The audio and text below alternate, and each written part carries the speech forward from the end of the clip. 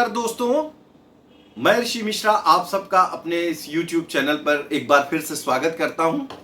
आज की बड़ी खबर यह है कि पांचवें चरण के लिए उत्तर प्रदेश में लोकसभा की 14 और सीटों के लिए मतदान समाप्त हो गया शाम को 6 बजे। इन 14 सीटों में जो सबसे महत्वपूर्ण 3 सीटें थीं वे लखनऊ, अमेठी और रायबरेली। इनके अतिरिक्त बुंदेलखंड की सीटें थी जिसमें झांसी, हमीरपुर और जालौन शामिल रहा। और इसके अलावा अवध क्षेत्र में बाराबंकी, लखनऊ, मोहनलालगंज, अमेठी, रायबरेली सीटें शामिल रहीं। कैसरगंज जो कि बहुत महत्वपूर्ण सीट है उसका भी उल्लेख बहुत ज़रूरी है, जहां से ब्रजभूषण शरण सिंह का पूरा विवाद जुड़ा रहा है और उनके पुत्र करण भूषण सिंह माफ कीजिएगा चुनाव लड़ रहे हैं। तो इस सिनारियो में बात करें साल 2019 की, तो इन 14 सीटों में भारतीय जनता पार्टी ने केवल एक सीट हारी थी और वह सीट थी रायबरेली की। रायबरेली सीट पर भारतीय जनता पार्टी के दिनेश प्रताप सिंह कांग्रेस की जो राष्ट्रीय अध्यक्ष थी उस समय सोनिया गांधी से पराजित हो गए थे। सोनिया गांधी 1,67,000 के करीब वोटों से वे पराजित हुए थे और इसके बाद में इस बार भी दिनेश प्रताप सिंह ही उम्मीदवार हैं, मगर सोनिया गांधी उम्मीदवार नहीं, उनकी जगह राहुल गांधी। ये सारी चीजें आप लोगों को पता है। बात आज के मतदान की जाए तो पिछली बार से 2-2.5% कमोवेश प्रत्येक जिले में मतदान कम रहा है। राजधानी लखनऊ की बात करें तो लखनऊ में जिस तरह का ट्रेंड रहता है यहाँ इन 14 सीटों पर हमेशा से ट्रेंड रहा है कि बाकी सीटों के मुकाबले कम वोट पड़ता है। लखनऊ ने आज भी अपना रिकॉर्ड कायम रखा और 52.03% मतदान लखनऊ में हुआ। लगभग 9,20,000 लोग अपने घरों से निकले और उन्होंने वोट किया और 8,80,000 के करीब लोग नहीं किया, विभिन्न कारणों से उन्होंने मतदान नहीं किया। तो मान सकते हैं कि जितने वोट लगभग 2019 में 9,16,000 पड़े थे और इस साल लगभग उससे थोड़े से ज्यादा ही वोट पड़े, भले ही मतदान प्रतिशत कम हुआ हो, क्योंकि पिछले 5 साल में बड़ी संख्या में नए वोटर जुड़े थे।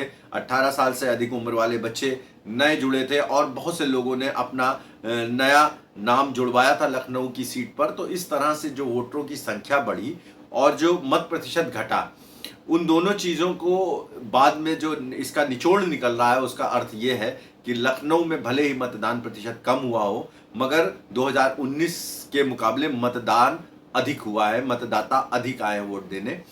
और राजनाथ सिंह और रविदास मल्होत्रा के बीच एक मुकाबला है जो कि कोई मुकाबला नहीं लग रहा। जितना मेरा ऑब्जर्वेशन है लखनऊ में कोई भी मुकाबला नहीं है। पिछली बार आचार्य प्रमोद कृष्णम जिन्होंने कांग्रेस से यहाँ से उम्मीदवारी की थी, उन्होंने 1,80,000 वोट लिए थे। तो आप ये मान लीजिए इन 1,80,000 में से अच्छा खासा हिस्सा राजनाथ सिंह के खाते में जा रहा है और रविदास मल्होत्रा कहीं भी चुनाव लड़ते हुए नजर नहीं आए थे और आज के मतदान के दौरान भी कहीं भी रविदास मल्होत्रा उस तरह से लड़ते हुए ने पुराने शहर में समाजवादी पार्टी का जो अपना कैडर वोट है मुस्लिम समाज का उसको छोड़ दे और कुछ लखनऊ में यादव जो वोटर है वो उतना नहीं है, लेकिन फिर भी जो भी है और समाजवादी पार्टी का अपना कैडर वोट छोड़ करके कुछ भी नया वोट बैंक जुड़ा है। तो ऐसे में मान सकते हैं कि एक बार फिर राजनाथ सिंह 3.5 से 4 लाख के बीच के अंतर से लखनऊ में जीत दर्ज कर सकते हैं, ऐसी मैं उम्मीद करता हूं। और जो इसका पक्का परिणाम है वो तो 4 जून को ही पता चलेगा। अब बात करते हैं रायबरेली सीट की। रायबरेली सीट पर आज राहुल गांधी को बूथों पर जाना पड़ा। बूथों पर उनका स्वागत हुआ, महिलाओं ने, बच्चों ने उनके साथ सेल्फी खिंचाई, लेकिन कुछ इलाकों में जब वे गुजरे तो उनको विरोध का भी सामना करना पड़ा। राहुल गांधी वापस जाओ और जय श्री राम और हर हर महादेव के नारे भी लगाए गए जो भारतीय जनता पार्टी के कार्यकर्ताओं ने लगाए। ऐसे में अंदाजा लगाया जा सकता है कि रायबरेली सीट भी जो है वो कांग्रेस के लिए टक्कर वाली सीट है। ऐसा कुछ नहीं है कि बहुत एक तरफा सीट, जैसा मैं शुरू से कह रहा हूं कि रायबरेली सीट पर टक्कर है और ये टक्कर नजर आएगी जब चुनाव परिणाम आएगा।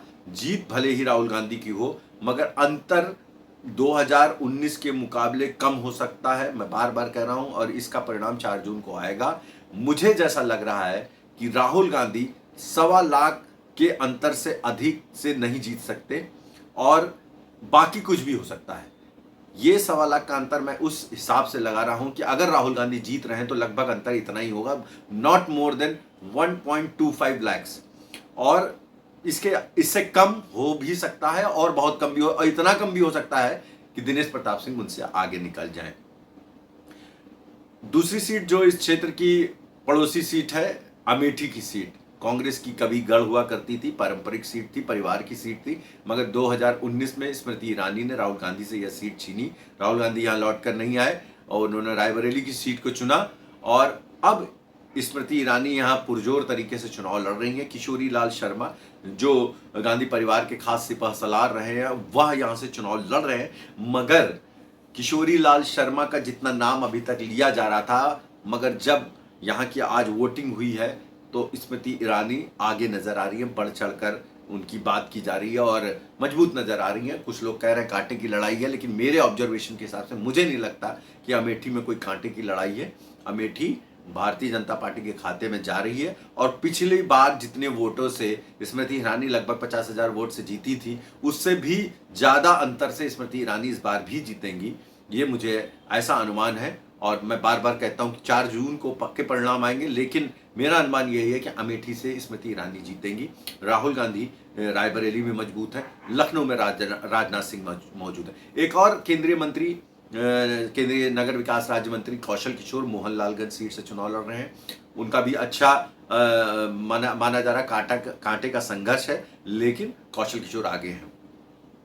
कैसरगंज सीट की बात करें तो वहां टक्कर नहीं नजर आ रही है। ब्रजभूषण शरण सिंह इतने विवादों के बावजूद अपने बेटे करण भूषण सिंह को आसान जीत दिलाते हुए दिखाई दे रहे हैं, और जैसा कि वो लगातार कहते चले आ रहे हैं कि वे जीतेंगे। और उन्होंने आज एक और नई बात की कि जिस तरह से उनका विरोध हुआ पहलवानों, उसका असर गोंडा के वोटिंग पैटर्न पे दिखाई दे रहा है, और ज्यादा आक्रामक तरीके से कैसरगंज की जनता उनके पक्ष में वोट दे रही है, उनके बेटे के पक्ष में वोट दे रही है, इसलिए वे भारी अंतर से जीतने जा रहे हैं। बुंदेलखंड की बात कहें तो कभी बहुजन समाज पार्टी का गढ़ रहने वाले बुंदेलखंड क्षेत्र में हमीरपुर और झांसी जालौन, इन सारे क्षेत्रों में भारतीय जनता पार्टी का प्रभाव नजर आ रहा है। बातें कांटे की संघर्ष की जा रही हैं, मगर अंदर खाने की बात इतनी सी है कि भारतीय जनता पार्टी इस क्षेत्र में भी अच्छा प्रदर्शन करने जा रही है। बाराबंकी में भी संघर्ष बताया जा रहा है, फिर भी भाजपा को अपर हैंड बताया जा रहा है। आपको मेरी बातों से लग रहा होगा कि मैं लगातार भाजपा भाजपा भाजपा क्यों कह रहा हूं। वास्तविकता यही है कि इन 14 सीटों पर 2019 में भारतीय जनता पार्टी केवल 1 सीट हारी थी, और इस बार भी बिल्कुल वही परिणाम आने की संभावना है। इन 14 सीटों पर भारतीय जनता पार्टी फिर 1 ही सीट हारने की स्थिति में नजर आ रही है, वो है रायबरेली। और कितनी हारेगी कितनी जीतेगी ये तो 4 जून को पता चलेगा, लेकिन अब तक के जो विशेषज्ञ और मेरा अनुमान है, भारतीय जनता पार्टी 1 सीट हारने की स्थिति में है, और वह है रायबरेली। राहुल गांधी रायबरेली में जिस तरह से कहा जा रहा है कि वे फंसे हुए हैं, उनका बूथों पे जाना ये हमने 2019 में भी देखा था। 2019 में वे बूथ पर गए, पहली बार गांधी परिवार के सदस्य को मतदान के दिन बूथ पर जाना पड़ा था। आज रायबरेली में भी वे पोलिंग सेंटरों पर पहुंच रहे हैं। इससे आप साफ अंदाजा लगा सकते हैं कि बहुत कांटे के संघर्ष में फंसे हुए हैं। जिस तरह से कन्नौज में अखिलेश यादव बूथ बूथ जा रहे थे, उनको जरूरत नहीं पड़ती थी।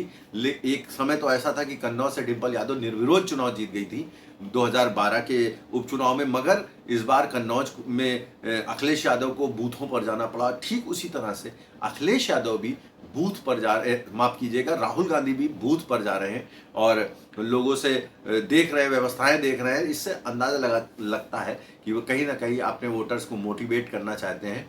इस तरह के जब वीडियो मतदान के दौरान जारी होते हैं तो कांग्रेस के वोटर के अंदर एक उत्साह आता है, और जो व्यक्ति घर में भी बैठा होता है वो सोचता है कि जब राहुल गांधी बूथ तक पहुंच रहे हैं तो मैं भी बूथ तक जाऊं और अपने नेता के पक्ष में वोट दूं। तो ये प्रयास राहुल गांधी का बता रहा है कि निश्चित तौर पर उनको कहीं ना कहीं यह डर है कि रायबरेली सीट पर उनको कड़े संघर्ष का सामना करना पड़ सकता है, इसलिए वे प्रत्येक बूथ पर जा रहे हैं, बहुत सारे बूथों पर जा रहे हैं और कोशिश कर रहे हैं कि उनके पक्ष की स्थिति बनी रहे।